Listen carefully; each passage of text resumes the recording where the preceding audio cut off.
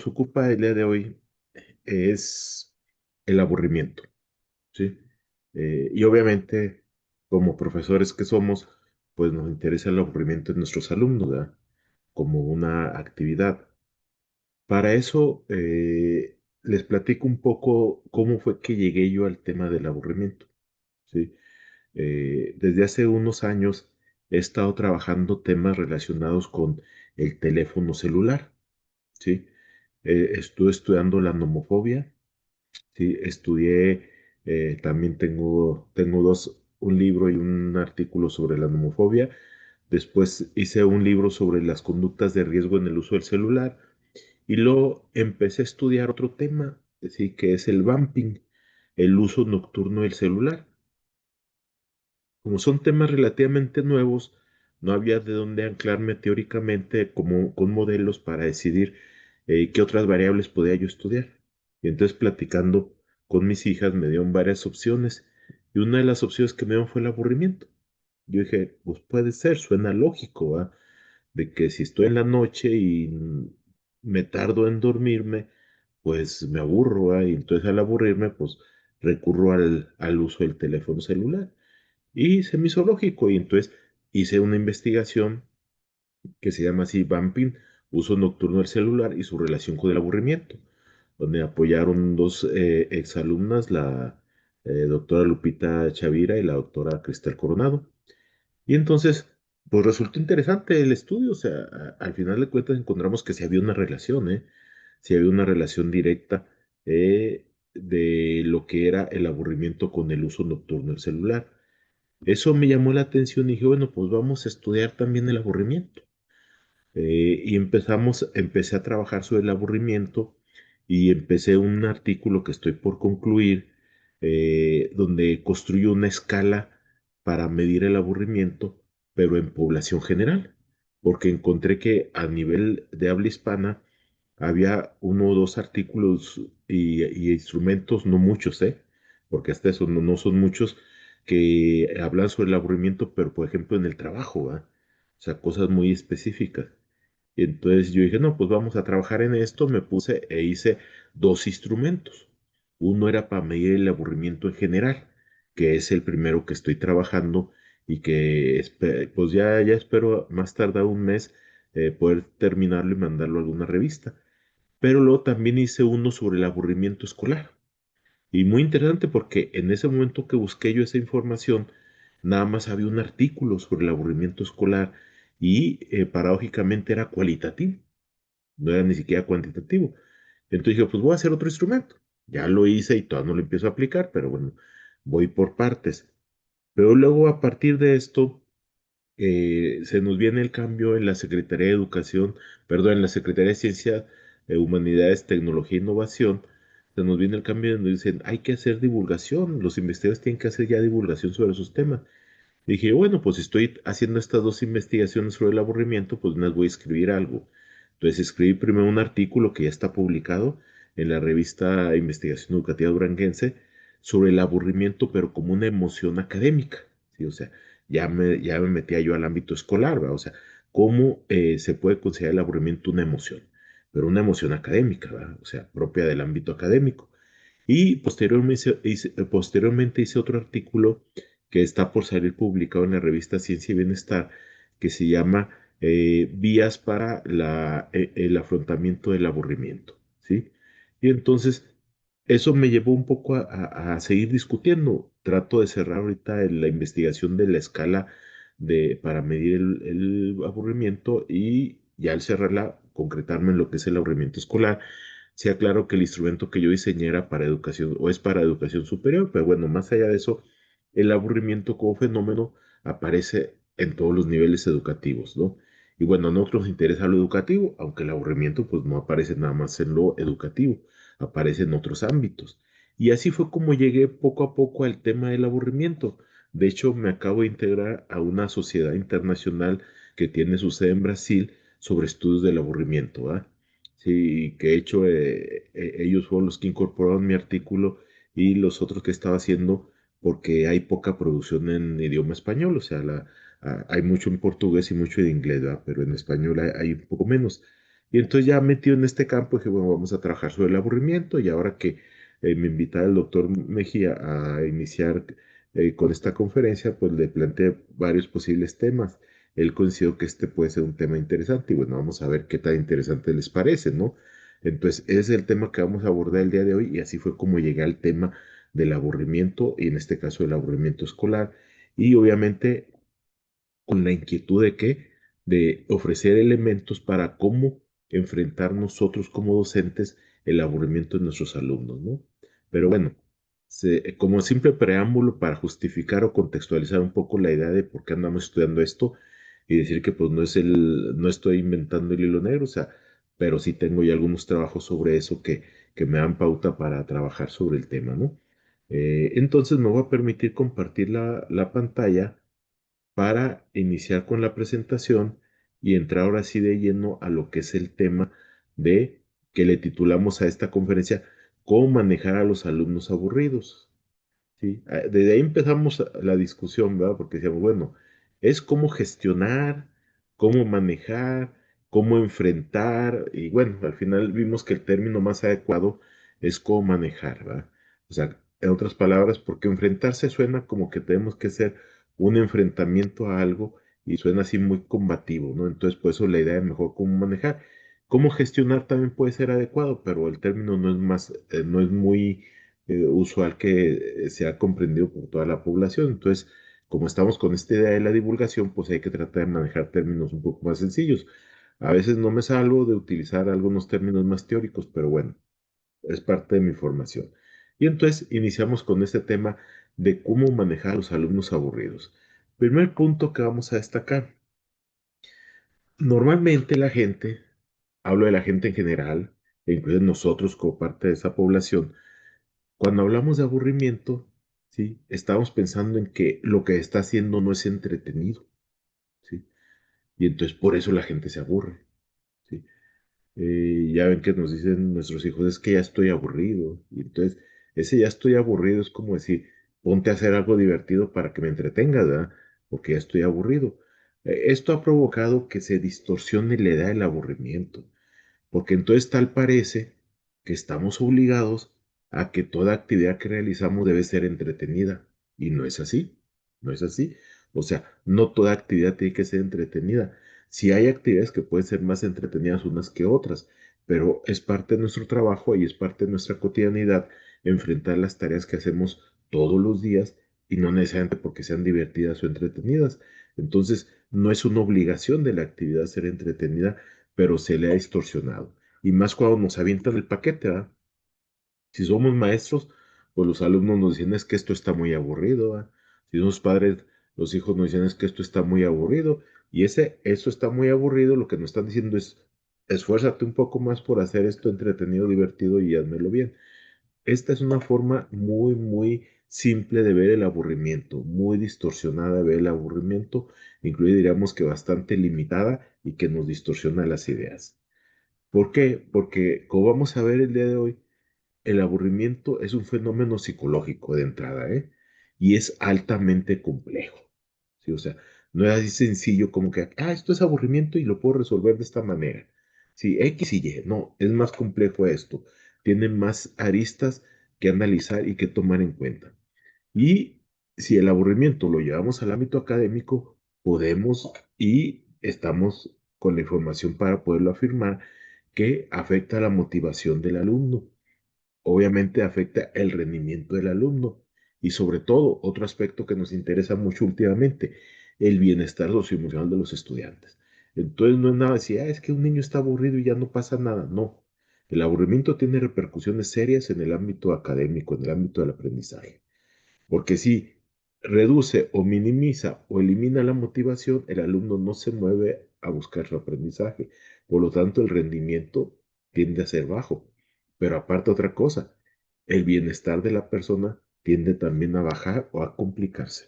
Entonces, es un fenómeno psicológico muy, muy complejo. Por lo tanto, para ver esto de la complejidad del fenómeno, vamos a partir un poco de la idea de tratar de conceptualizar qué es el aburrimiento. Y es lo primero que vamos a hacer antes de entrar a todo lo demás.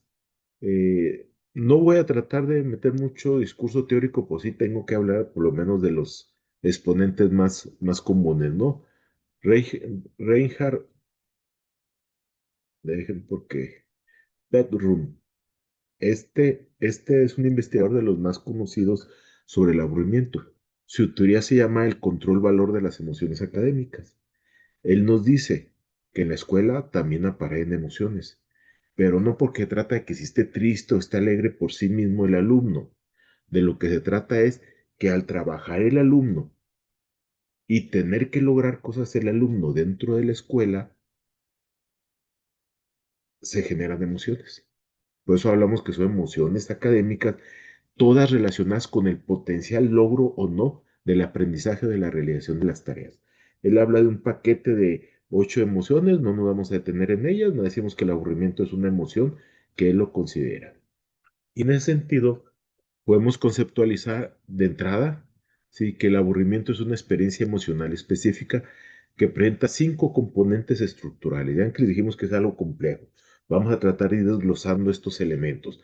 Pero de entrada es una emoción, es una experiencia emocional, es un sentimiento, depende de lo que estemos viendo.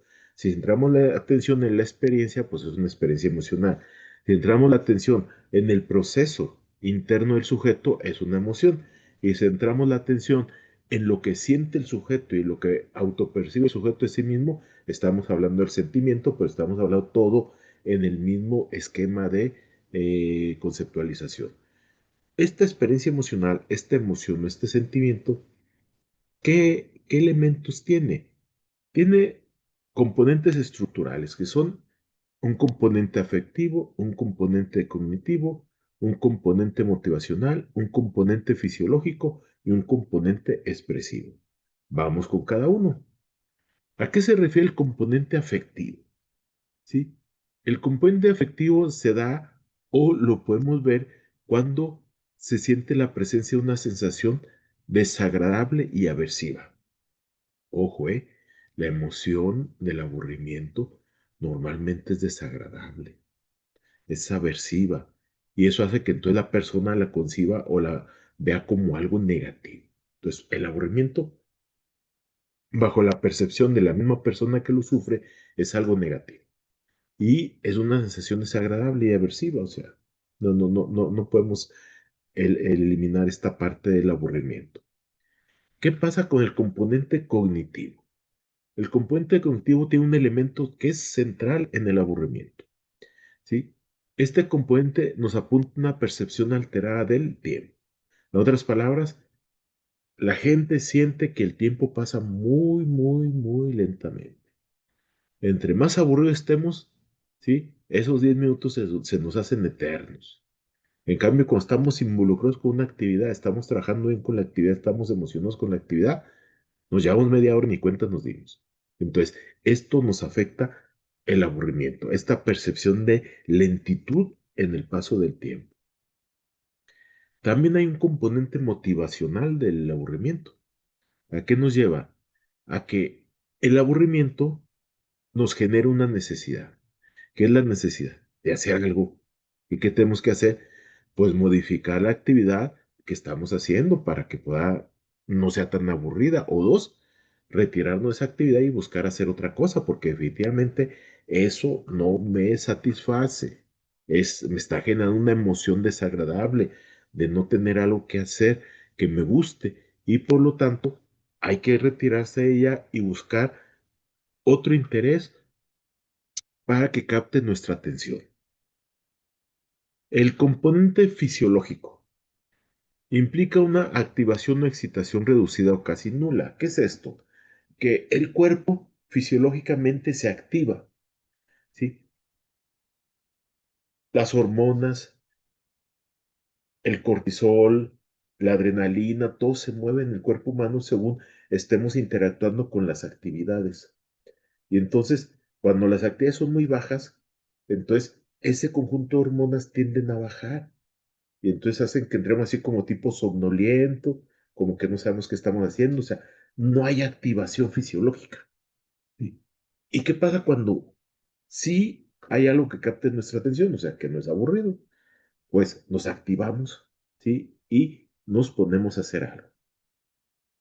Y el último componente que es muy, muy típico y que es lo que nos ayuda normalmente a decir que alguien está aburrido, que es el componente expresivo. En otras palabras, sabemos que una persona está aburrida y esto, acuérdense que no es nada más del aburrimiento. El aburrimiento es una emoción y esto es muy peculiar de todas las emociones. Todas las emociones se expresan a través de la cara, de los gestos, del cuerpo, de las posturas que asumimos. Y como el aburrimiento es algo, es una emoción, también pasa esto.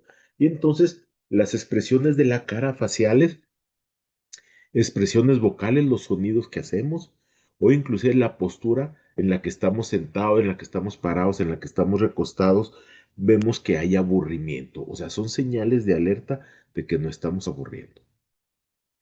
Ahora bien, ya vimos entonces que el aburrimiento es un fenómeno complejo que tiene diferentes componentes que están involucrados. O sea, no es tan sencillo como decir, nada más es esto. Está aspectos fisiológicos, aspectos cognitivos, aspectos afectivos, ¿sí? Entonces, esto está complicado.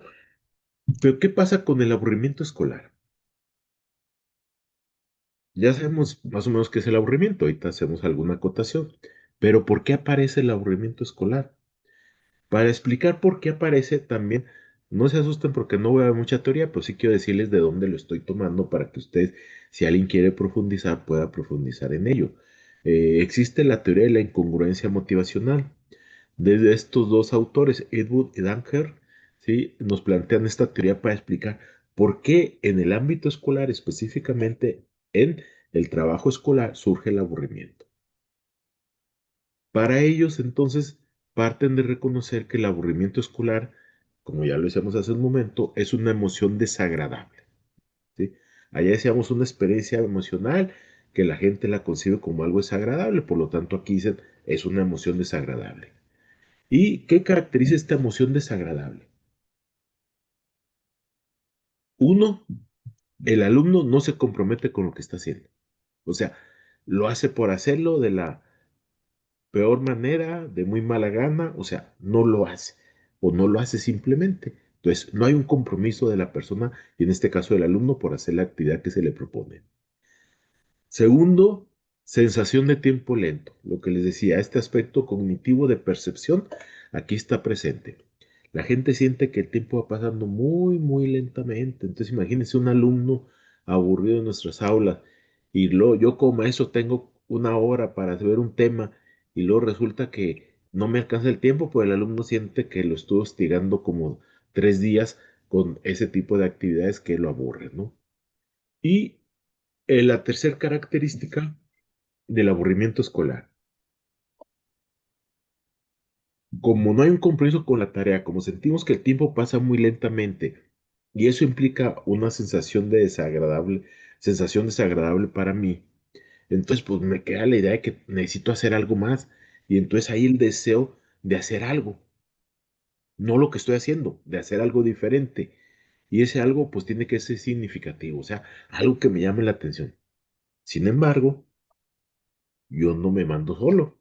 ¿Qué quiere decir? Estoy en una escuela, estoy con un maestro, estoy con compañeros y tengo que hacer eso que me están pidiendo que me aburra. Y entonces está la sensación de que quiero hacer algo más y que sea muy significativo para mí, pero al final de cuentas no puedo lograr hacer lo que yo quiero. Bien, ahora, los maestros debemos de tener un punto muy, muy claro, ¿eh? Sí, el aburrimiento no es flojera. No es que el alumno no quiera hacer nada. No es que el alumno no quiera trabajar, sino lo que es el aburrimiento es una señal emocional, es una emoción que se genera para decirnos aguas. Si no estamos captando la atención ni el compromiso del alumno. Y eso es malo, porque entonces ya vimos que nos afecta a la motivación y al rendimiento e incluye su propio bienestar socioemocional. Desde la perspectiva de estos autores, ¿cuáles son las causas o desencadenantes de que surja el aburrimiento en las escuelas? Primero, contenido descontextualizado. No conecta con la realidad del estudiante. En otras palabras, Yo le planteo problemas al niño de cosas que él nunca va a analizar en su vida cotidiana. O sea, está muy lejos de su vida cotidiana. Entonces no le llama la atención, ¿sí? Estamos en un barrio donde es urbano, ¿sí? Tenemos problemas de pandillerismo, hay cuestiones políticas, etcétera. Y sin embargo, yo le voy a poner un problema de cuántas manzanas caen en una reja, ¿va? Entonces dices tú, oye, ¿qué tiene que ver con mi realidad? Pues nada. Entonces, si no tiene que ver con mi realidad, no logramos conectar con el alumno, porque el contenido no tiene que ver con su contexto, con sus características, de lo que él vive cotidianamente. ¿Qué pasa si en ese barrio, sí, llega un circo, sí, de los ambulantes? Bueno, todos son ambulantes, de esos más sencillos, ¿verdad? ¿Y qué pasa que llegue? Que todos los de la colonia andan emocionados por el circo. Entonces, ¿por qué no tomo en cuenta esa emoción hacia el circo y planteo problemas o actividades cotidianas que tengan que ver con eso? Esto nos daría un contenido contextualizado y nos permitiría que no apareciera el aburrimiento. Ya me estoy adelantando. Estamos en las causas y ya les estoy diciendo las soluciones. Mejor me voy a concentrar ahorita en lo que voy, que son las posibles causas nada más. Falta de autonomía. También es causa de aburrimiento en las escuelas que los alumnos no puedan elegir lo que aprenden. El maestro les dice todo, en qué momento hacer algo, en qué momento sacar un libro, en qué momento reunirse en equipos. O sea, el maestro dice todo y manda todo. ¿Y qué pasa si el alumno quería en ese momento una actividad de un tipo? ¿O qué pasa si el alumno quería una actividad en equipo? Pues no, o sea, porque no tiene autonomía el alumno para decidir lo que quiere. Actividades sin reto, ¿sí? A veces planteamos actividades que son actividades cotidianas que no implican ningún reto. Les pongo el ejemplo. Ustedes dicen, voy a poner al alumno a que me haga un resumen, de una actividad. Y dices tú, bueno, eso es muy complicado, es muy difícil. Pues no, ya hemos hecho muchas veces resúmenes. Entonces no es complicado, o sea, no significa algo importante para el alumno, no es un reto, no. Entonces, ¿qué caso tiene que lo hagamos? ¿Sí? ¿Se fijan? Entonces, si no es algo que sea significativo para mí, surge el aburrimiento. En este caso, esto tiene que ver con la motivación del logro, ¿sí? De que cuando estamos motivados al logro, queremos hacer cosas que representen realmente un reto, ¿sí? Se los pongo de esta manera. Uno de los ejemplos clásicos de la motivación del logro. Tú le pides a un conjunto de niños que dicen, quiero que esta pelota la insertes en el bote. El bote está en la esquina del salón. Tú vas a insertar la pelota en el bote. Tú decides desde qué lugar. Entonces hay niños que se ponen a un paso del bote y avientan la pelota y pues la echan, ¿verdad? Y luego hay alumnos que se van hasta el otro extremo del salón y avientan la pelota. Obviamente, como es el otro extremo, lo más seguro es que no la echen. Entonces, ¿qué pasa con estos dos tipos de niños? No tienen motivación de logro. ¿Sí? ¿Por qué? Porque no es un reto real. El que está muy, muy lejos del bote ya sabe que es casi imposible que lo eche. Así que ya tiene una justificación para no echarla. Y el que está demasiado cerca no se quiere problematizar. O sea, quiere demasiado sencillo. O sea, no es un reto. Entonces, ¿cuál es la verdadera motivación del logro cuando esto se convierte en un reto? O sea, toma una distancia adecuada donde uno, no sea sencillo que la eche ni sea fácil, pero dos, que tampoco es imposible que la eche, que si hay una posibilidad y para eso me tenga yo que esforzar, entonces eso se convierte en un reto y el aprendizaje debe tener retos para que la persona se sienta decidida a trabajar en esa actividad y a involucrarse, ¿no? Cuarto elemento, estimulación sin sentido. Desafortunadamente, con el uso de las tecnologías de la información y la comunicación, e inclusive la inteligencia artificial, de repente podemos usar en el aula muchos recursos tecnológicos, inclusive plataformas como Kahoot, ¿sí? Etcétera. ¿Y qué pasa? Que tiene colores muy bonitos, es una actividad en plataforma, ¿sí? O sea, hay estimulación, pero la actividad en sí misma que se pone ahí, más allá de estos elementos, no tiene significado para el alumno, no tiene que ver con su vida cotidiana, no representa un reto, ¿sí? Entonces, si ustedes se fijan, aunque el ambiente aparentemente es muy estimulante, a lo mejor los colores de la plataforma son muy bonitos, en realidad no llaman la atención porque no es significativa, no el color de la plataforma, no los monitos que ponen en la plataforma o los textos, ¿no? Sino la actividad en sí misma. Y entonces por eso decimos que entonces a veces abusamos del uso de tecnología, pero no tenemos un propósito formativo detrás, algo que sea muy claro qué queremos lograr.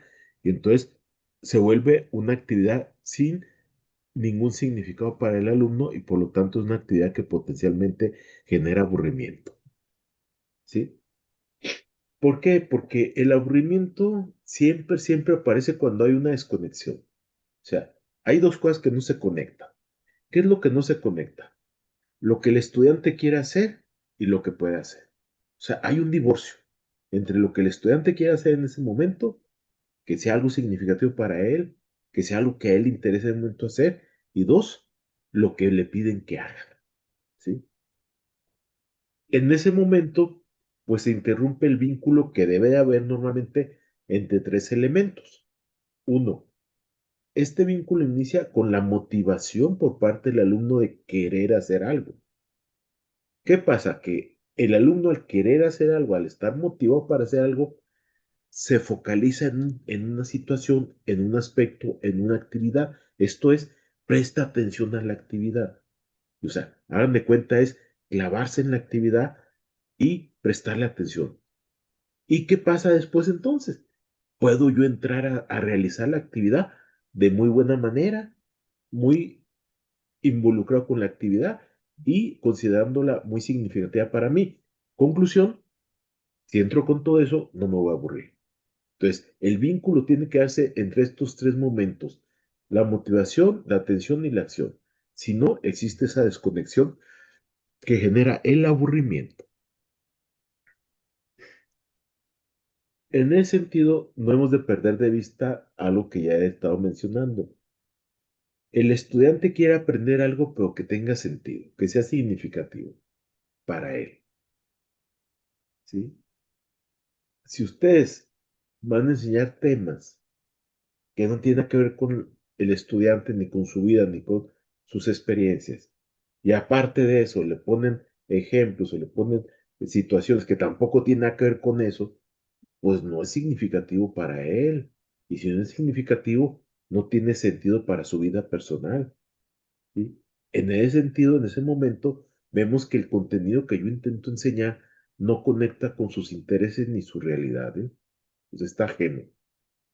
Hagan de cuenta como que una cosa es lo que vive el niño en la escuela y otra cosa es lo que vemos en la escuela.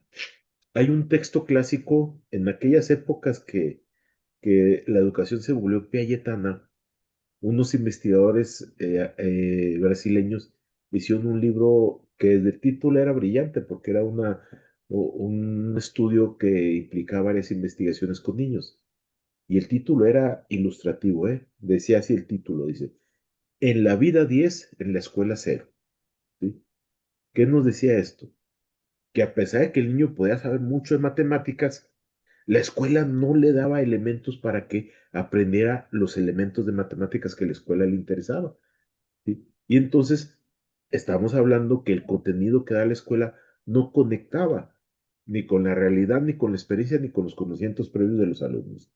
Y en este caso, al no conectar con sus intereses y con su realidad, desencadenamos qué aburrimiento. En otras palabras, aunque yo le ofrezca mucha información a los alumnos, les dé mucha información, les platique mucho, no necesariamente quiere decir que el alumno se va a enganchar, se va a conectar con lo que yo estoy hablando y por lo tanto va a tener mayor compromiso con la tarea y no va a haber aburrimiento. ¿Cómo se manifiesta el aburrimiento? Uno, vemos que el estudiante quiere involucrarse en la actividad, hasta eso sí quiere, o sea, como que hay una intención, pero no puede.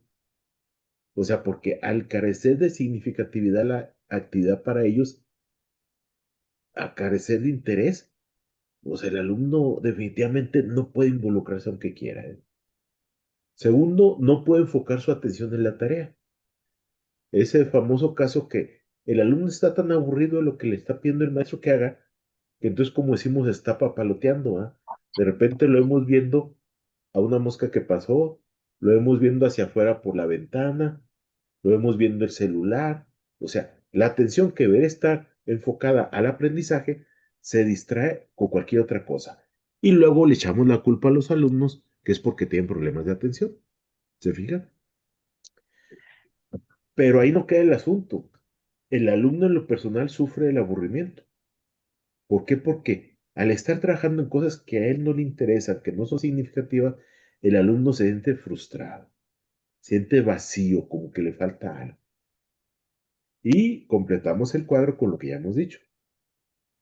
Esto hace que para el alumno el tiempo pase muy, muy, muy lentamente. ¿Sí? Y aparte, pasa lentamente y sin ninguna intención para él, sin ningún propósito, sin ningún objetivo, como que es nada más estar aquí, perdiendo el tiempo y esperar a que dé la hora para ir. ¿Sí? Eso es lo que siente el alumno cuando se aburre. Ahora bien, ¿qué consecuencias acarrea? Ya vimos algunas al inicio, vamos a desglosar un poquito, acarrea el aburrimiento en la escuela.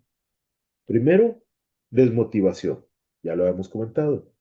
No hay motivación para el aprendizaje, no hay motivación para participar en las actividades, ¿sí? O en las situaciones didácticas que yo le planteé como maestro. ¿Y eso qué implica? Que va a haber bajo rendimiento. Ojo, va a haber aumento de conductas disruptivas. Y lo dicen ustedes, es que los niños son muy indisciplinados. La pregunta es, ¿son indisciplinados o yo, con mi estilo de enseñanza, con las actividades que planteo, con la forma en que yo trabajo, estoy generando aburrimiento y entonces hace que el alumno centre su atención en otras cosas y entonces pues voltea a ver al compañerito, voltea y platica con el otro, voltea y se pelea con el otro, porque es una forma de desligarse de esa actividad o situación que está siendo aburrida para él. Otra consecuencia muy común, hay ausentismo, o sea, los alumnos se retiran. Sí, y a veces hasta dejan de asistir a las clases y hay una desconexión emocional. Les recuerdo lo que les decía ahorita, no la idea clásica que nos quisieron vender con lo de inteligencia emocional. Vean que con esto de la inteligencia emocional nos quisieron vender la idea de que, ay, trabaja la inteligencia emocional y la educación socioemocional en las aulas y que el niño aprenda a distinguir la tristeza, la alegría, el enojo, la ira. No, no, no, eso no. Eso no es ni muy adecuado. ¿Qué es lo que sí? Que el trabajo escolar que realiza un niño genera en él emociones y el alumno tiene que aprender a reconocerlas, porque las emociones, al fin de cuentas, no se nos olvide, son señales. No, pueden ser señales negativas, señales positivas, pero son señales. Y entonces el aburrimiento nos muestra una señal negativa de que no conectamos emocionalmente con la actividad. No es para nosotros esa actividad. Y eso, cuando se mantiene y es recurrente, ¿qué provoca? Pues provoca apatía en los alumnos, provoca rechazo en los alumnos, ¿eh? ¿A qué? A la escuela. No sé si han escuchado el término de fobia escolar, ¿sí? O han visto ese famoso libro que decía, la escuela me duele, ¿sí? Y estamos hablando de todo esto. ¿Sí? Al haber una desconexión emocional con las actividades escolares, al haber apatía, al haber conductas disruptivas, al ser disciplinado por esas conductas disruptivas, al no estar motivado, al tener bajo rendimiento, estamos hablando de un niño que en pocas palabras es un fastidio para él ir a la escuela. Y si es un fastidio para él ir a la escuela, ¿qué implica? Implica que para el alumno es una experiencia negativa el ir a la escuela. Ahora bien, ahora viene lo interesante, ¿va? Si ya vimos qué es el aburrimiento escolar, cuáles son sus causas, cuáles son sus consecuencias y sobre todo sus consecuencias, pues vemos que hay necesidad de hacer algo al respecto. O sea, no podemos dejarlo así. O sea, hay que trabajar al respecto para poder evitar que en la medida de lo posible surja esto, que es el aburrimiento. Primer elemento que quiero destacar y como punto de partida. Es necesario que el maestro aprenda a reconocer cuando aparece el aburrimiento y entender por qué aparece. ¿Por qué? Porque el aburrimiento no es el problema, el aburrimiento es el síntoma, ¿sí? De que algo está sucediendo. ¿Con qué? Ojo, no con el estudiante, sino con la actividad que estamos trabajando, la situación de aprendizaje que estamos generando, el ambiente de aprendizaje que estamos generando. Y entonces yo como eso tengo que reconocer y tengo que diagnosticar dónde está el problema para poder hacer cambios. Si yo creo que el aburrimiento es un problema del alumno, pues le dejo la bronca al alumno, o sea, pues es que, a ver cómo le hace para que se le haga divertida la actividad y es bronca de él, ¿no? O sea, es problema del docente también tener que enfrentar ese aburrimiento, que es una señal que nos manda el alumno para decir, ojo, esta actividad, esta situación de aprendizaje, este ambiente de aprendizaje no me está haciendo satisfactorio, no me está despertando la motivación, no capta mi atención, ¿sí? Por lo tanto, me estoy aburriendo. Y el problema no es para el maestro que se aburre al alumno, el problema es para el alumno con todas las consecuencias que ya dijimos. ¿Y eso qué implica? Que el maestro aprenda a escuchar activamente. Hay que saber escuchar a nuestros alumnos, escucharlos cuando hablan entre ellos, ¿sí? Y entender que hay emociones y darle el valor a las emociones que correspondan, ¿no? Ahora sí, vamos a ver algunos elementos de lo que tendría que hacer el docente para enfrentar, manejar o gestionar el aburrimiento de sus alumnos. Primero, presentar contenidos de aprendizaje contextualizados para que adquieran sentido para el alumno. Si yo estoy en la región del Salto, el hecho que yo les ponga a hablar de las rejas de manzanas, ¿sí? No tiene mucho sentido. Ni siquiera viven cerca de esa situación los alumnos. Pero ¿qué pasa si yo les empiezo a hablar de la madera? ¿Sí? De cómo bajan la madera de la sierra, de cómo los ejidos hacen sus madera, algunos hasta muebles de madera, o sea, cosas que ellos ven en su comunidad, que ellos ven, a lo mejor sus papás hasta trabajan en algunos de esos aserraderos o ejidos, entonces ellos tienen información. Entonces, les planteé un problema de matemática, les planteé un problema de construcción de un texto, sí, les planteé un problema de historia en relación con eso. Y entonces, en ese momento, el contenido se contextualiza y adquiere cierto sentido y significado para el alumno, ¿sí? En ese sentido, insistimos en estos elementos. Uno, podemos hacerlo cuando vamos a iniciar una actividad, una situación de aprendizaje, podemos poner un contexto inicial o para que tenga sentido para el alumno e insertamos ahí el tema, ¿sí? Y entonces ya el alumno entiende de qué estamos hablando. O dos, tomamos como base un problema real del contexto inmediato del alumno, ¿sí? Algo que esté sucediendo en su comunidad y que podamos usarlo para un contenido de aprendizaje. Esto nos ayuda a que tenga sentido y significado para el alumno la actividad y que se conecte con lo que estamos haciendo. Segundo elemento que hay que tomar en cuenta, ya lo habíamos mencionado, luego retomo, otorgar mayor autonomía al alumno en su aprendizaje, ¿sí?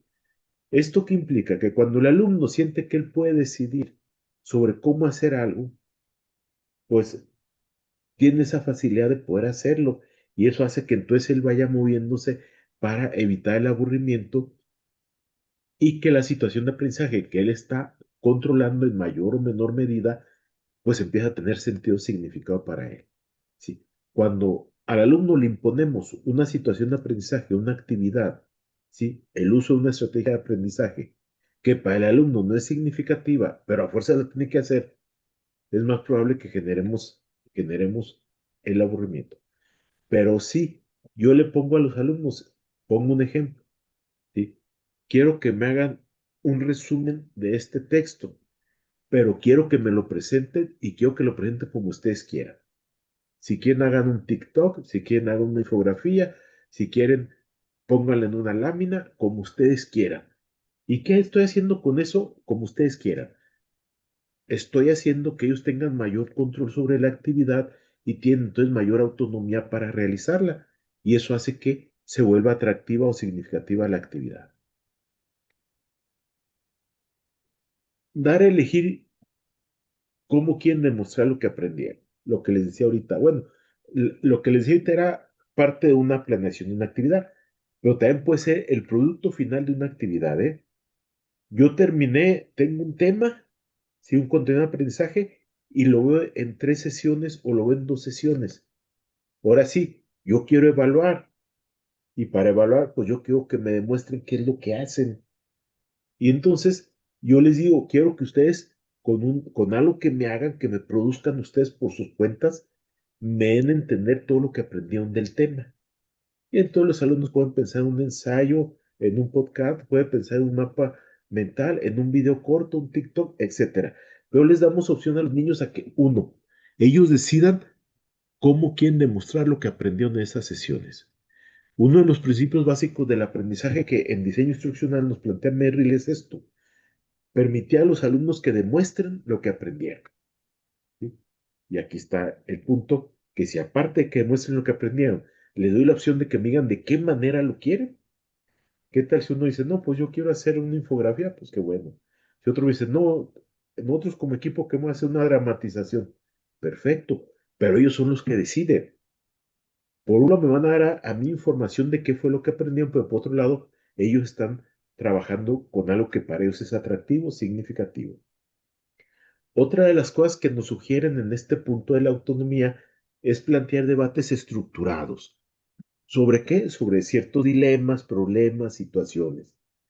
Pero ojo, dilemas, situaciones, conflictos, pero que no tengan una respuesta correcta. Porque tiene una respuesta correcta, parece que todo se trata de que lleguen a la respuesta correcta. No. Aquí el debate de lo que se trata es de que el alumno, como hay varias posibilidades, analice cuál y dé a conocer sus puntos personales y cree sus propios argumentos para defenderla. Eso hace que el alumno se involucre con la actividad, con la situación de aprendizaje. Tercer sugerencia para los maestros: ofrecer actividades que impliquen un reto o desafío real y potencialmente soluble. Lo que hemos insistido, vamos a partir de la realidad para eso. En términos constructivistas, hablamos de un desajuste óptimo. ¿Eso a qué se refiere? Déjenme les explico. Digo yo que hay que partir de un reto o un desafío real, un problema real, ¿sí? Una dificultad de la realidad. Hasta ahí vamos bien. Pero ¿qué es eso que sea potencialmente soluble? Uno, que los alumnos tengan conocimientos previos que les permitan llegar a generar una solución, ¿sí? Porque si les planteamos un problema tan fuera del alcance de los alumnos, ya no se da esto que llamábamos en aquella época, desde los 90, el desajuste óptimo. Y al no hacer el desajuste óptimo, no significa un reto para el alumno. En realidad es algo que ya sabe que no puede hacer. Y entonces, ¿qué debo hacer? Algo donde realmente sea un reto para él solucionarlo. Por eso hablamos de que potencialmente sí es soluble, o sea, si hay posibilidades de resolverlo, si el alumno se involucra en la actividad y la desarrolla de una buena manera. En este aspecto, todas estas metodologías nos ayudan, ¿eh? Si ustedes manejan metodologías como el aprendizaje basado en problemas, el aprendizaje servicio, el aprendizaje basado en proyectos, el estudio de casos, el aprendizaje basado en la indagación, pues ya, o sea, ahí va a involucrar todas estas actividades. Uno, van a ir problemas. Dos, van a ir problemas de la vida real. Tres, se va a tomar en cuenta los conocimientos previos del alumno. Cuatro, va a haber trabajo colaborativo entre los alumnos. Y estos conocimientos previos más el trabajo colaborativo de los alumnos hacen que el problema que da origen a la actividad sea potencialmente soluble y signifique un reto para el alumno. Y al significar un reto, ¿sí? El alumno está involucrado. El alumno, para él, la actividad es significativa. Y eso nos ayuda mucho, ¿eh? Entonces, cualquiera de estas metodologías, y no son todas, recuerden que hay más metodologías que tienen estas características, ¿Qué características debemos de tener en estas metodologías? Inclusive hay diseños instruccionales que van en esta misma línea, como el de Jonas, ¿verdad? Ambientes constructistas del aprendizaje. Pero deben de tener estas características. Uno, partimos de problemas y de preferencia problemas asociados o anclados en la realidad. ¿Sí? Dos, que tome en cuenta los conocimientos previos de los alumnos, o sea, que no esté muy desfasado de lo que el alumno realmente sabe o puede hacer. Y tres, que implique trabajo colaborativo, o sea, que los alumnos se organicen, trabajen, hagan equipos, busquen información, discutan como equipo. Si cubrimos esas tres características, esta metodología nos puede ayudar muchísimo a tener actividades donde el alumno esté involucrado con la actividad y le sea significativa, o en otras palabras, evitar el aburrimiento. Nos proponen también, para esto de la gestión del aburrimiento, del manejo del aburrimiento, romper la estructura monótona de la clase. A ver, las clases son, ¿cómo les diré? Ya los maestros tienen su librito. Entonces, siempre enseñan de la misma manera, con los mismos materiales, y si nos descuidamos hasta con los mismos libros, los mismos materiales, todo igual. Entonces es muy monótono. A lo mejor las primeras clases son nuevas y el alumno se emociona con el maestro. Pero ¿qué pasa cuando vamos avanzando? Ya tenemos 15 días con este maestro, ya tenemos un mes con este maestro y siempre hace lo mismo. Pues es monótono. La monotonía lleva a la pérdida de significatividad de la actividad, a la pérdida de la atención del alumno. Esto es, se vuelve aburrido. Nos proponen para romper esta estructura monótona tres actividades: ganchos de inicio, movimientos físicos y cambio de roles. Primero, ganchos de inicio. Empezar, cuando yo voy a dar una clase, un tema, empezar con una pregunta provocadora, un dato insólito o un breve video. ¿Sí? O sea, buscamos algo diferente con que entrar al tema. No se trata de que lleguemos siempre digamos, vamos a hablar del tema tal y saquen su libro en la página tal. No, es, ¿qué podemos llevarles? A veces hasta estadísticas que existen, ¿no? Por ejemplo, ¿sí? El hecho de que ustedes lleguen con datos como vean, en Japón, ¿sí? El 25% de la población sufre de un síndrome que les impide salir de su cuarto. Es un dato estadístico, pero que es para pensarse y discutirse. Y eso ya provoca, eso lleva a la idea de hacer algo. O les planteo un breve video. Acuérdense que ahorita tenemos la ventaja de que con las inteligencias artificiales podemos generar videos. Entonces yo le puedo decir a la inteligencia artificial, te genera un video donde empieces así, hables de esto y de repente metas esta situación y hables de esto otro, ¿no? Y entonces eso hace que atrapemos la atención de los alumnos y iniciamos la clase con la atención de ellos sobre la actividad que nos interesa. Obviamente, de entrada va a parecer que no hay una relación obvia con el tema, pero la idea es que los alumnos entiendan y inclusive podemos, o yo se los explico cuál es la relación, o hasta le pido a los alumnos, bueno, ¿qué tiene que ver esta infografía que les puse, o este video, o este dato que les di con el tema que vamos a ver el día de hoy? Va un poco a hacerlos que analicen y discutan el tema, ¿no? ¿Cuál es esta otra idea de los movimientos físicos? Pues no es más que lo que ya nos decían, pero para los maestros y para los alumnos, que son las famosas pausas activas, ¿sí? Cuando la energía decae, cuando se empieza a aburrir la gente, ¿sí? Si yo les pido que se levanten para votar una opción, para que se muevan de una esquina a otra del salón, para que hagan una breve rutina de ejercicio, eso hace que ¡fum!, el aburrimiento, esa hasta somnolencia del tiempo lento que está yo viviendo, se despegue un poco, se despeje y empiece yo otra vez a concentrarme cuando vuelva a la actividad. Cambio de roles. Si para los alumnos es muy complicado que el maestro siempre esté explicándoles todo y les esté diciendo cómo hacer todo, ¿por qué no cambiamos de roles? Decirles, ok, ahora ustedes van a decidir cómo vamos a trabajar este tema, o ahora ustedes van a enseñarles, este equipo le va a enseñar al resto del grupo cómo se hace esta cosa. Y entonces, por un lado, variamos la situación, pero por otro lado, pues también estamos creando responsabilidad en el alumno, ¿va? Y según se dice por los estudios del campo, cuando hay responsabilidad y se genera la responsabilidad de los alumnos, sí, tenemos un antídoto para el tedio, para el aburrimiento. ¿Qué otra recomendación nos dan para los maestros? El uso de la gamificación. Ojo, no quiere decir que yo agarre y diseñe un juego con inteligencia artificial y lo mete en una plataforma y los ponga a trabajar en la plataforma. No. Lo que quiere decir esto es que los juegos tienen una lógica, una forma de hacerse que es muy atractiva para los alumnos, para los niños en general, para los jóvenes. Recuerden que ya tenemos hasta jóvenes, por decirlo así, de 30 y tantos años que siguen con juegos, ¿verdad? En línea. ¿Por qué? Porque hay elementos muy atractivos. Esos elementos que son atractivos, pues hay que meterlos a la escuela, al aprendizaje. ¿Cómo qué elementos? Estos juegos acostumbran de que van generando puntos por cada actividad que hace. Sí, van generando niveles, ya pasé un primer nivel, voy al segundo nivel, voy al tercer nivel, y hasta compiten a ver quién llega a mejores niveles.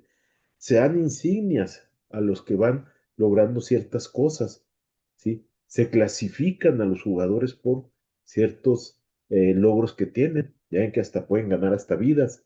O sea, toda esta lógica que hay detrás de unos juegos, ¿por qué no las metemos al aprendizaje? ¿Por qué no hacemos esto de la clasificación? ¿Por qué no hablamos de los puntos? ¿Sí? Decirle a los alumnos, vamos a hacer un resumen, ¿sí? Aquellos que obtengan un mejor resumen, les vamos a dar 5 puntos en el día, ¿va? Y la meta es hacer 50 puntos y los primeros que lleguen a los 50 puntos va a pasar esto, ¿va? Les vamos a dar una insignia para que la pongan el día de mañana aquí en el pizarrón con su nombre. Entonces, metemos elementos de los juegos, eso sería utilizar la gamificación, meter no juegos en tecnología, sino la lógica que hay detrás de los juegos tecnológicos, meterlos al aula escolar, ¿eh? Y pues nos hablan también, para complementar todo esto, que hay que utilizar diversidad de estrategias. Si vamos a hablar de estrategias de enseñanza o estrategias de aprendizaje, pues en pocas palabras hay que variarle, ¿sí? Aquí pongo un ejemplo. Si el día uno voy a utilizar esquemas y mapas mentales o conceptuales, mejor el día 2 ya no uso eso, ¿verdad? Uso tarjetas de memorización. El día 3 utilizo videos explicativos, les llevo un pequeño documental. El día 4 pedimos que se hagan vinas y que uno le enseñe a otro, ¿verdad? ¿Sí? El día 5 incluso podemos hacer simulacros o exámenes para testear el aprendizaje de los alumnos, ¿verdad? Ahora, eso es lo que hace el maestro. Y ustedes van a decir, bueno, entonces el alumno que no tiene ninguna responsabilidad en esto del aburrimiento, porque a fin de cuentas, si ustedes se fijan, ¿quién es el que padece el aburrimiento? Pues el alumno, no es el maestro. Que nuestra obligación es que el alumno se conecte con el aprendizaje, sí, pero también el alumno tiene su parte de juego en esto. Y entonces el alumno lo que debe de hacer, lo que va a hacer, y es lo que nosotros vamos a buscar que él haga, es generar y desarrollar estrategias de afrontamiento. Hay diferentes tipos de estrategias de afrontamiento. El nombre lo indica, ¿eh? Normalmente hemos visto esto en el tema del estrés, ¿verdad? Estrategias de afrontamiento al estrés. Pero ahora vamos a hablar de estrategias de afrontamiento ¿a qué? Al aburrimiento. Y hay diferentes tipos de estrategias. Están las estrategias cognitivas. Las estrategias cognitivas se enfocan en lo que piensa la persona, en sus cogniciones. ¿Piensa sobre qué? Sobre sí mismo o sobre la actividad. Para eso podemos hacer un reencuadre de la situación, que quiere decir verlo desde otra perspectiva, ¿sí?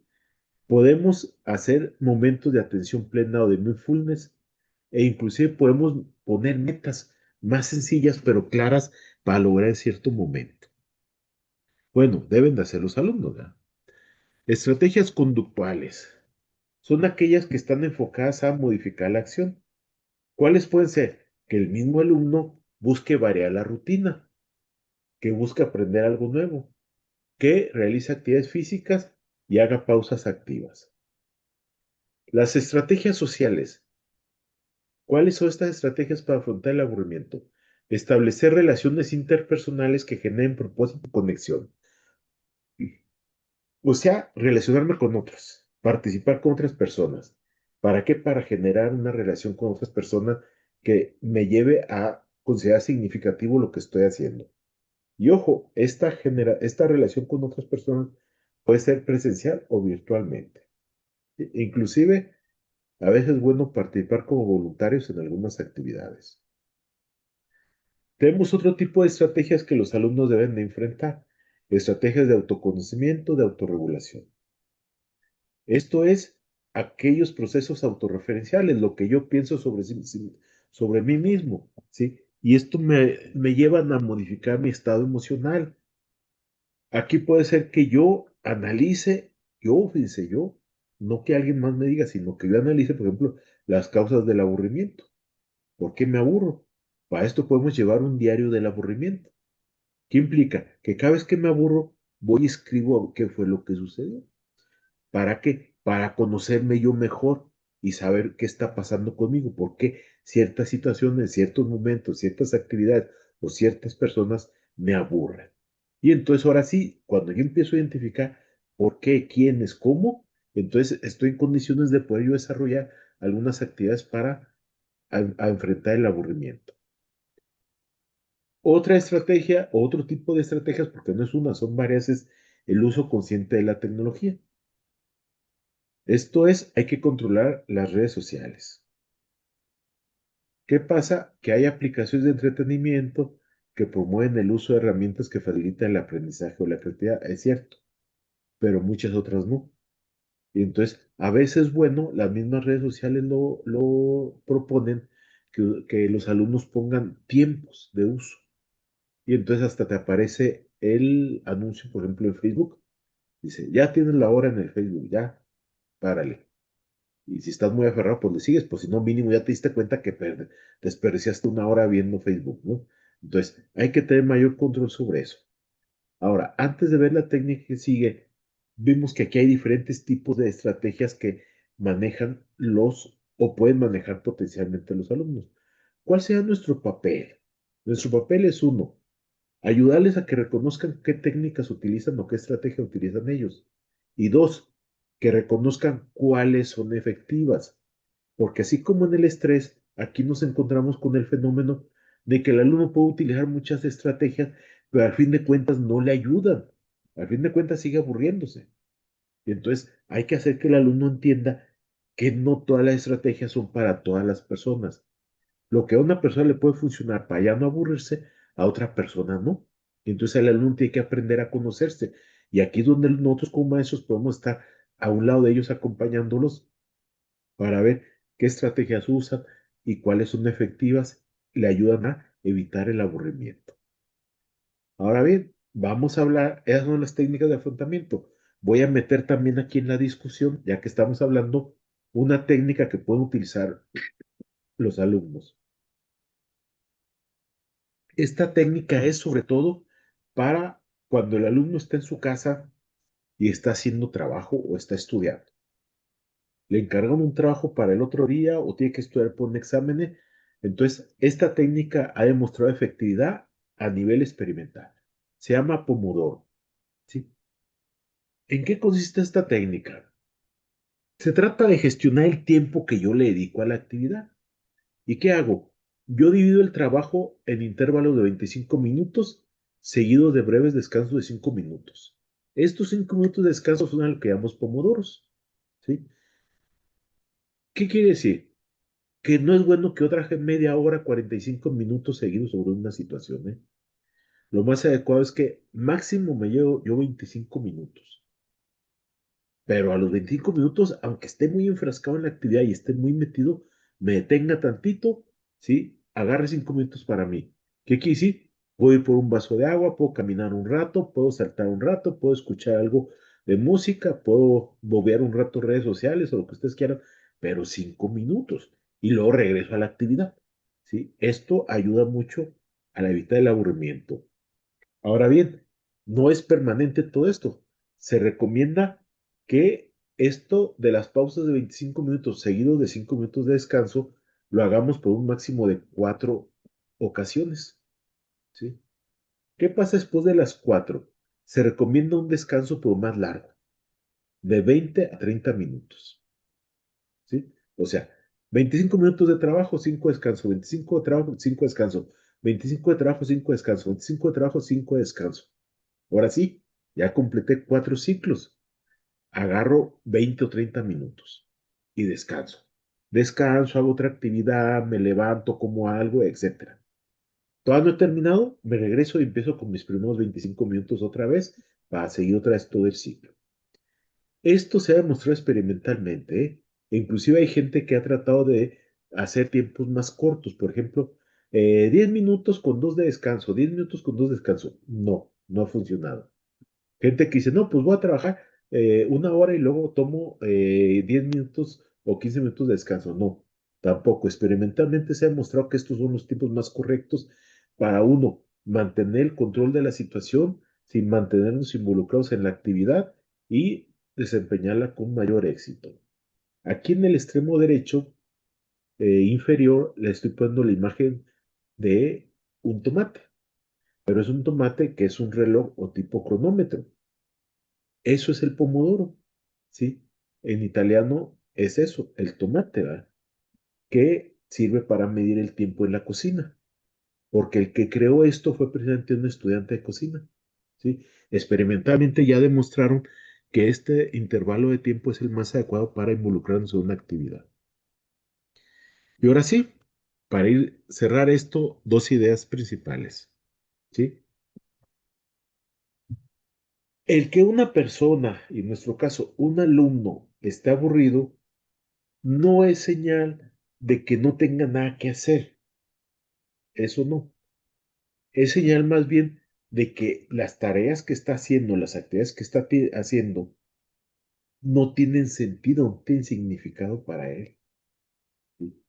Y entonces, nuestro trabajo no es ponerle más actividades, sino buscar la manera que le encuentre sentido o significado a la actividad que le estamos dando y que le estamos pidiendo que haga. ¿Sí? Y cierro con esta segunda idea. Hay que repensar el aula como un espacio de conexión entre lo que se enseña y se aprende.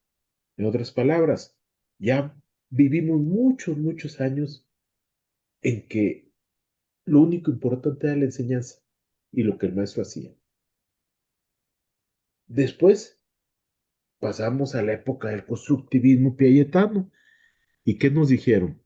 El alumno aprende con maestro, sin maestro y a pesar del maestro.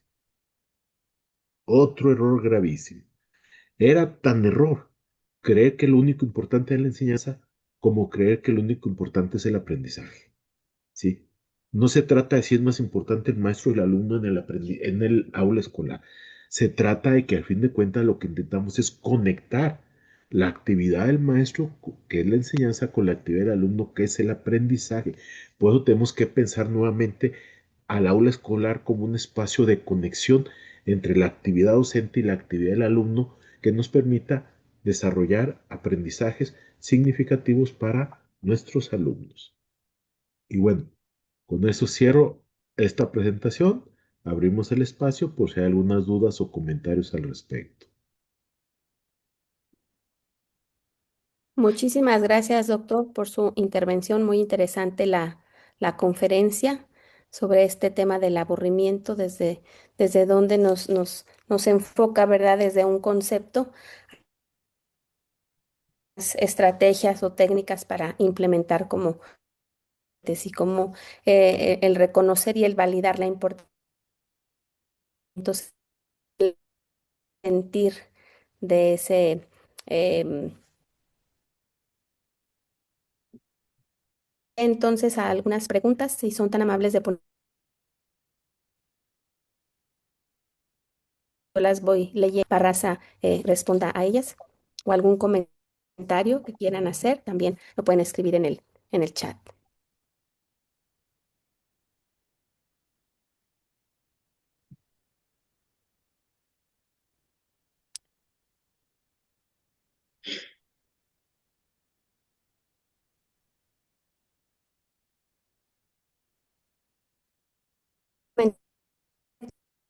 Dominio,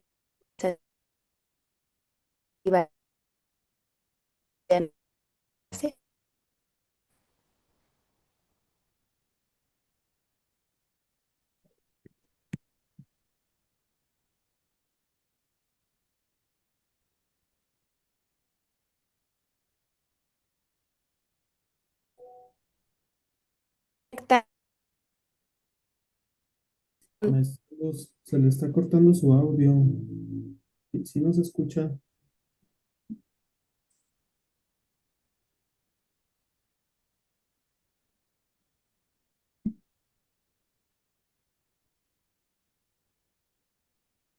Hay una disculpa porque creo que mi internet fue el que... El que estaba fallando, me parece que sí. Pero bueno, estoy en Sí, una pregunta en el por chat, ahí ¿verdad? tenemos una pregunta. Ajá. ¿Cómo afecta la falta de dominio y actualización del profesor en la motivación e interés de los estudiantes?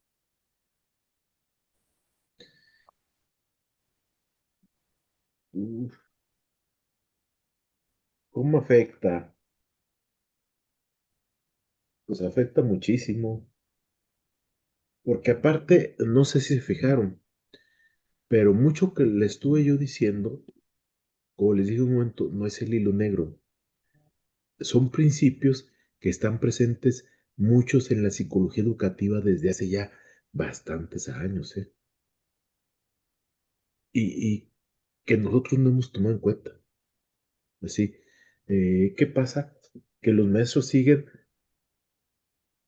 haciendo lo mismo, utilizando las mismas técnicas, utilizando las mismas estrategias y no toman en cuenta estos elementos. Les pongo un ejemplo. ¿Cuántas veces nos han repetido que tenemos como base el conocimiento previo de los alumnos? Y me crean que sobre todo en educación superior, esto está totalmente ausente. O sea, los maestros de educación superior no le prestan atención a nada de esto, ¿eh? A nada.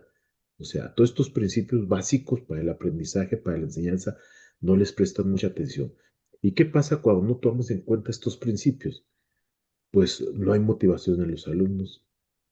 Si no hay motivación, no se involucran con la actividad, no es significativa y ojo, no actúan de la mejor manera para desarrollar la actividad. Y eso que implica que van a hacer la actividad por hacerla, pero lo más seguro es que no logremos ningún aprendizaje con ello, ¿eh? O sea, al fin de cuentas los alumnos no van a aprender. Entonces, ¿qué hacen? Cumplen, ¿sí? Y les digo porque a mí me ha pasado, ¿eh? De repente tenemos una clase y a la siguiente clase les digo a los alumnos, a ver, ¿qué fue lo que tratamos la sesión anterior? ¿Me crean que hay alumnos que no se acuerdan? Esto, pues si pasó un día, ¿a poco un día se les olvidó tan rápido lo que hablamos? Pues es porque no era significativo para ellos. O sea, no había ningún involucramiento con la situación. Entonces, ¿qué pasaba? Que nos escuchan, sí, hacen la actividad que nosotros decimos, sí, pero no hay aprendizaje real. Creo que está afectando mucho que los profesores no tengan una buena formación en este tipo de principios. Y sí lo voy a decir, así que si se enojan ya ni modo, pero creo que es también algo que le está faltando mucho a la nueva escuela mexicana, ¿va?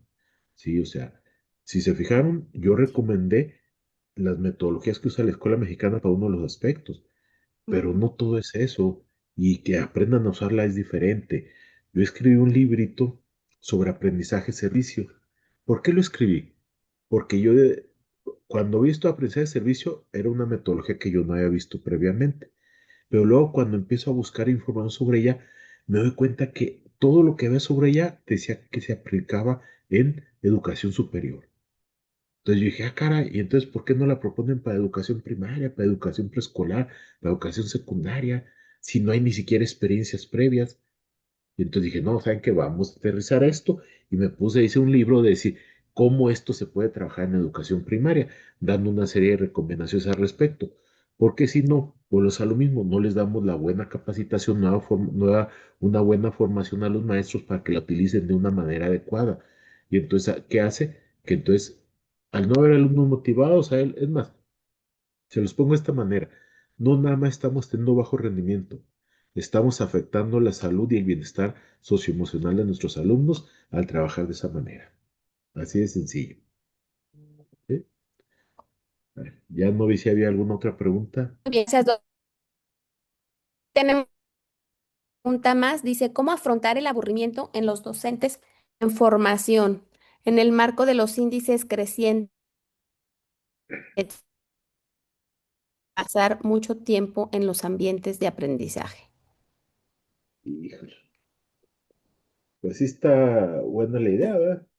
O sea, primero, pues como con cualquier alumno, ¿verdad? El problema es que ese cualquier alumno, en el caso de la formación docente, se adquiere peculiaridades, ¿sí? Y entonces, ¿cómo podemos nosotros, cuando estamos ajustados a planes de estudio, a programas de estudio, que a veces no toman en cuenta estas características de los alumnos, ¿sí? Creo que es muy, muy importante que los maestros hagamos también ajustes a los programas de estudio, ¿eh? ¿Sí? Porque recuerden que los planes y programas de estudio, sobre todo de educación normal, son nacionales y entonces son para todos. Y ojo, la cultura que hay aquí en Durango es muy diferente a la que hay en Chiapas o la que hay en Yucatán, ¿sí? O en Mexicali. Y a eso agréguenle que si comparamos la cultura, las características de los alumnos que están en la Benemérita y Centenaria Escuela Normal del Estado, es muy diferente a los que están en un internado como es Aguilera, pues entonces hablamos de Ujú. cosas muy diferentes en la población. Y entonces para mí es muy importante que los maestros tengamos la posibilidad de hacer ajustes curriculares. Esto es, podamos adaptar, ¿sí? Los contenidos de los programas de estudio a las características de nuestros alumnos. ¿Para qué? Para tomar en cuenta elementos contextuales, para tomar en cuenta retos del contexto, para tomar en cuenta soluciones potenciales, para tomar en cuenta sus conocimientos previos. Sí, eso es donde a mí se me hace interesante que no perdamos de vista. Creo que para mí, más allá de todo lo que estuvimos hablando, sí hay necesidad en los planes y programas de estudio de educación normal de hacer algunos ajustes curriculares, ¿eh? No sé si hay alguna otra pregunta o comentario. Ok, Una hay un preguntita comentario. más. ¿Cómo realizar diagnóstico en el aula para diferenciar si tu problema Ay, ya ocurre me perdí. en la siguiente? A ver, va de nuevo. Sí. Aquí está en el chat.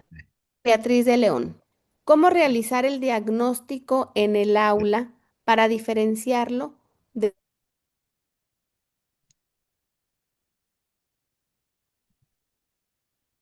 con la edad?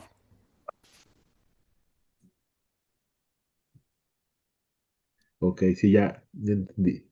Recuerden que hablábamos de hacer un reconocimiento, ¿sí? Y ese reconocimiento, recuerden, ¿por qué empezó la idea de las expresiones faciales en las emociones? Porque se dieron cuenta que el ser humano expresa, expresa las emociones. Y el aburrimiento es una emoción. Y entonces, una buena forma de hacerlo es mediante una lista de cotejo, ¿sí? Que ustedes pongan los principales rasgos que tienen que ver con el aburrimiento, ¿sí? Conductas que tienen que ver con el aburrimiento.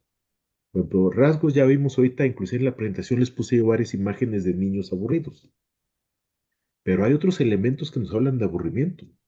¿Cuáles son esos elementos? Por ejemplo, los niños que constantemente están perdiendo la atención en la actividad y están volteando a ver otras cosas. Los niños que realizan conductas disruptivas, o sea, poner tú todo eso en una lista de cotejo y luego hacer una revisión de la situación de tu grupo y empezar tú a palomear lo que sí se presenta y lo que no se presenta. Si tú ves bastantes indicadores, estamos hablando que es aburrimiento. Si no ves todos los indicadores o la mayoría de los indicadores, ¿qué quiere decir? Que son otras situaciones las que están ahí involucradas, ¿eh? Y entonces ahí sí podemos diferenciar si lo que realmente vivimos es aburrimiento o no en el caso de nuestros alumnos. Les digo, las expresiones faciales, las posturas de las personas, el juego de manos, todos nos indican aburrimiento. Si a eso le agregamos algunas otras conductas, como es la atención dispersa recurrentemente, ¿sí? Le agregamos cuestiones como el hecho de conductas disruptivas también de manera recurrente, nos puede dar la idea de que hay un estado de aburrimiento en ese momento en los alumnos y con eso podemos diferenciarlo de otros tipos de trastornos, ¿verdad? ¿Sí? Si un niño está cada rato golpeando a los otros, pero llegó el momento, se involucra en la actividad y se concentra en la actividad, entonces no es aburrimiento, ahí ya más bien es problema de conducta del alumno. Entonces, pues necesitamos que tenga esas expresiones, o inclusive está golpeando al alumno, pero está con una sonrisa de satisfacción golpeando al alumno, es señal de que tampoco está aburrido. Se fijan, la expresión facial o la expresión postural no corresponde a un alumno aburrido. Entonces, eso nos ayudaría a ir discriminando entre una y otra cosa, ¿no? De manera genérica, ¿verdad? Es buen trabajo, ¿eh? O sea, ya que me lo plantean, yo ahorita, como he estado trabajando con alumnos, tanto la escala que hice genérica de aburrimiento, que ya la construí y la estoy validando, como la que pienso hacer de aburrimiento escolar es para preguntarle a los alumnos. Pero aquí surge otra idea que sería muy interesante. Si alguien se anima, me dice y la construimos y la piloteamos y la validamos, ¿verdad? Como una lista de cotejo, que es un recurso observacional, no de preguntas, sino observacional, podemos utilizarlo para determinar con estas características que les digo si hay aburrimiento o no en nuestros alumnos. Ahí dejo la actividad y la posibilidad de hacer algo después. Muchas gracias, doctor. Vamos ya a los últimos. Tenemos que- bueno, en mi experiencia como docente a nivel superior, puedo aportar en grados porque al momento de egresar de la carrera no hay oportunidades a coordinación. Muchos de nosotros trabajan con todos nuestros valores. Comentario de Magdalena. Doctor, todo depende del contexto, la forma de aprender, lo que con expresiones nos dicen su sentir. Entre ellos, la clase está- y por ahí la maestra Beatriz de León responde a su pregunta y dice que a ella le interesa. Bueno, Ahí, después nos ahí se quedan esos preguntamos. comentarios. Doctor, pues muchísimas gracias por esta conferencia de gran interés para todos. Un tema que parece que tenemos pues conocimiento de ver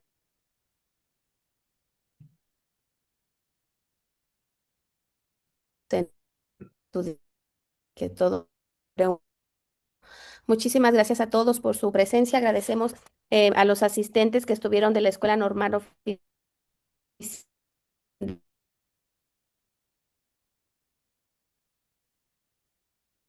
Plantel 10 de Santiago Papasquiaro.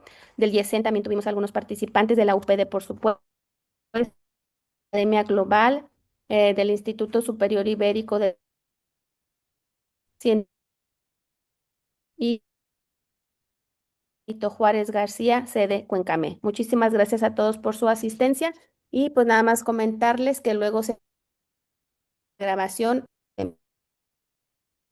Carlos, de conferencias que se ha abierto para ustedes. Muchísimas gracias, doctor Barraza. Gracias, doctor Mejía.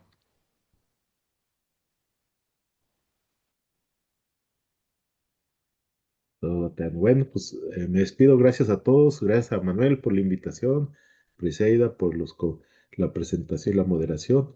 Y pues nos estamos viendo y después platicamos a ver si alguien se anima a hacer alguna de estas actividades que quedaron en el tintero, ¿verdad? De que son cosas, actividades, trabajo que hay que hacer, ¿verdad? Bueno, por mi parte, gracias.